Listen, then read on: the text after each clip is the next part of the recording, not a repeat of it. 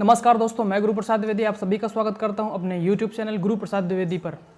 दोस्तों, आज जो हमारी क्लास होने वाली है वो क्लास होने वाली है यूपीपीएससी जियोग्राफी के लिए, जिसमें एक टॉपिक आता है। वो टॉपिक टाइम स्केल से रिलेटेड होता है, जो कि परीक्षा की दृष्टि से देखा जाए तो काफ़ी महत्वपूर्ण टॉपिक होता है। उसमें क्या है कि टाइम स्केल के बारे में मिनिमम एक क्वेश्चन मिल ही जाता है। पीसीएस के पेपर में एक क्वेश्चन नहीं मिल जाता है मिनिमम। अगर मैक्सिमम की बात करें तो 2 से 3 क्वेश्चन भी मिल सकते हैं, लेकिन अगर एक क्वेश्चन की बात करें तो एक क्वेश्चन तो पक्का ही 100% आपको टाइम स्केल से मिलेगा। ये जियोग्राफी का टाइम स्केल का चैप्टर बहुत ही महत्वपूर्ण है परीक्षा की दृष्टि से। तो इसको हम टारगेट लेकर रखते हैं। जो 14 मई को यूपीपीएससी प्री का पेपर होने वाला है, उससे बहुत ही महत्वपूर्ण इससे क्वेश्चन बन सकते हैं। ज़्यादा बड़ा टॉपिक नहीं है, केवल 10 मिनट का वीडियो है। आप देख लेंगे तो आपको पूरा समझ में आ जाएगा कैसे क्या टॉपिक है, कैसे क्या बनेगा।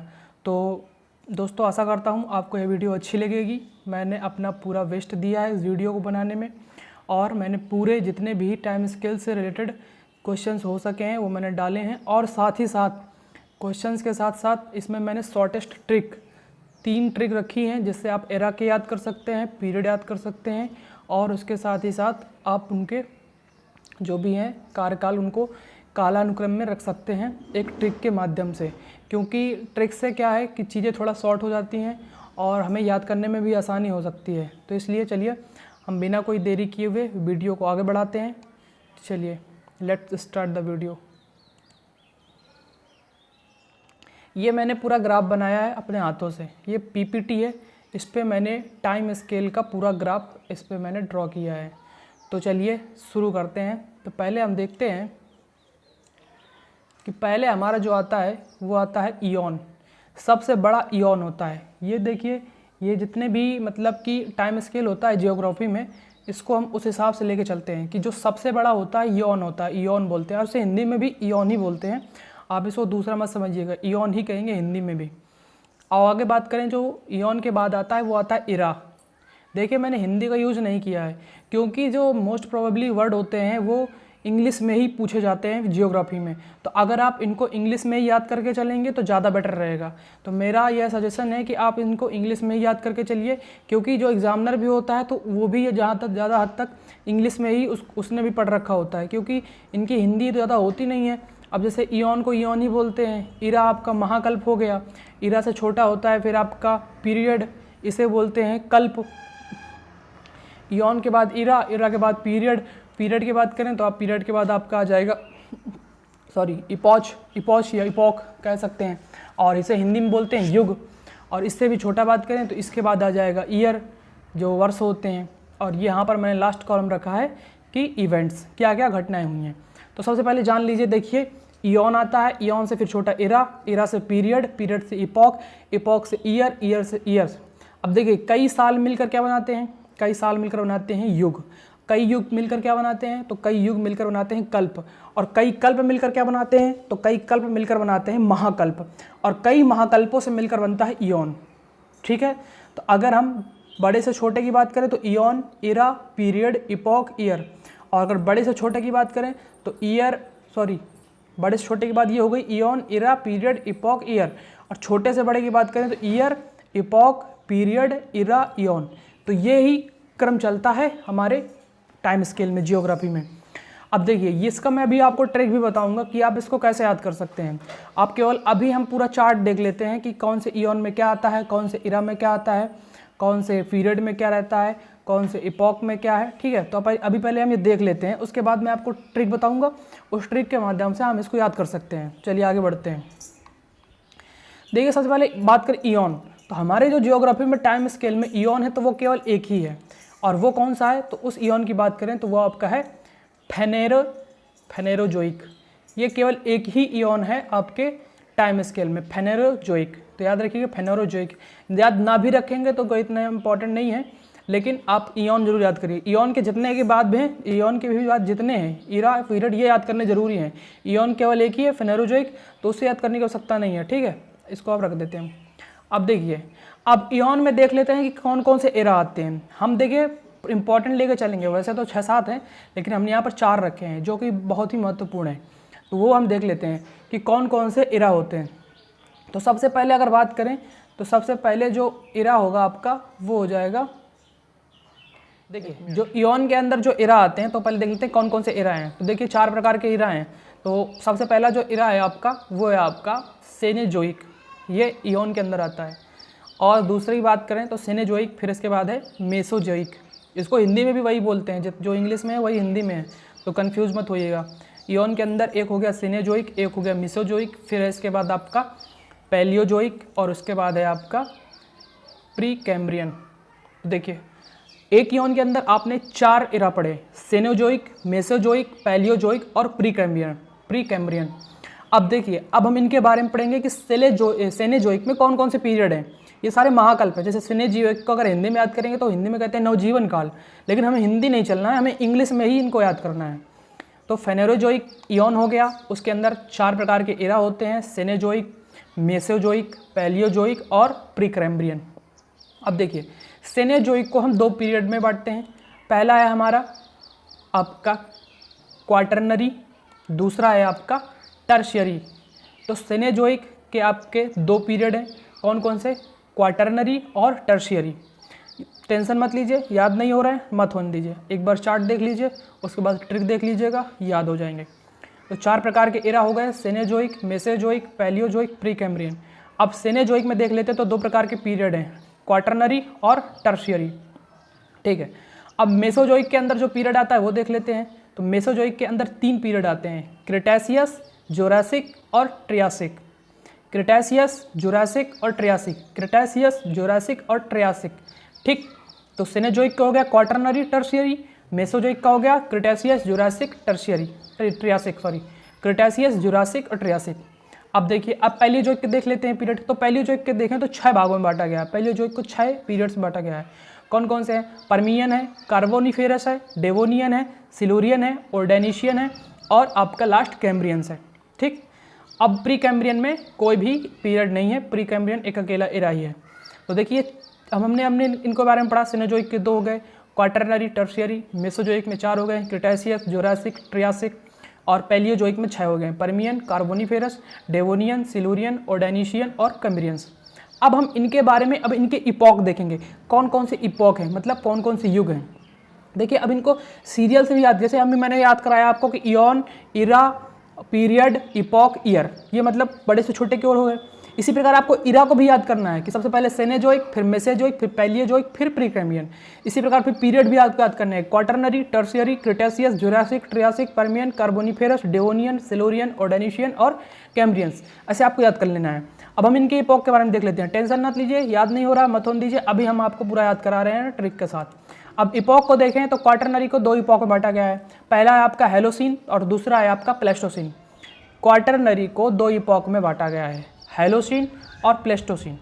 टर्शियरी को देख लें अगर, अभी हम सब देखते चलते हैं, बाद में याद करेंगे। टर्शियरी को 5 इपॉक में बांटा गया है। अब देखिए कौन कौन से, तो प्लायोसीन हो गया, मायोसीन हो गया, ओलिगोसीन हो गया, इकोसीन हो गया और पैलासीन हो गया, पैलेसीन हो गया, ठीक है। प्लायोसीन, मायोसीन, ओलिगोसीन, इकोसीन और पैलियोसीन, ठीक। ये हो गए आपके टर्शियरी के इपॉक। अब अगर बात कर लेते हैं, देखिए अब हम मेसोजोइक के बारे में पढ़ेंगे। तो अब मेसोजोइक के जो इपॉक हैं वो नहीं है, हमें इपॉक केवल 2 के पढ़ने हैं, क्वाटरनरी के, टर्शियरी के, बाकी के डायरेक्टली चलेगा। क्रिटेशियस में कौन से इवेंट हुए, जुरासिक में कौन से इवेंट हुए, ट्रियासिक में कौन से इवेंट हुए, पर्मियन में कौन से इवेंट हुए, कार्बोनिफेरस में कौन से इवेंट हुए, डेवोनियन में कौन से इवेंट हुए, सिलूरियन में कौन से इवेंट हुए, ओर्डेनिशियन में कौन से इवेंट हुए, कैम्ब्रियंस में कौन से इवेंट हुए। तो इनको क्या करेंगे, हम डायरेक्टली देखेंगे, मतलब डायरेक्टली इनके इवेंट देखेंगे। हम इनके इपॉक और ईयर नहीं पढ़ने जा रहे हैं क्योंकि इतना महत्वपूर्ण नहीं है और मुश्किल से थोड़े बहुत इनके इपॉक हैं, तो उनको पढ़ने का कोई मतलब नहीं, हम डायरेक्टली देख लेते हैं। अब हम देखिए, अब हम क्या करते हैं, अब हम इनके इपॉक के बारे में देखते चलते हैं कि कैसे क्या इवेंट हुए। तो देखिए मॉडर्न मैन की जो घटना हुई वो हेलोसीन में हुई। अब प्लेस्टोसीन में अगर देखें तो प्लेस्टोसीन में होमोसेपियंस आए। होमोसेपियंस की उत्पत्ति अगर पूछे मैं पेपर में कि होमोसेपियंस की उत्पत्ति किस एपॉक में हुई है, किस युग में हुई है, तो हम बोलते हैं कि बताएंगे प्लेस्टोसीन।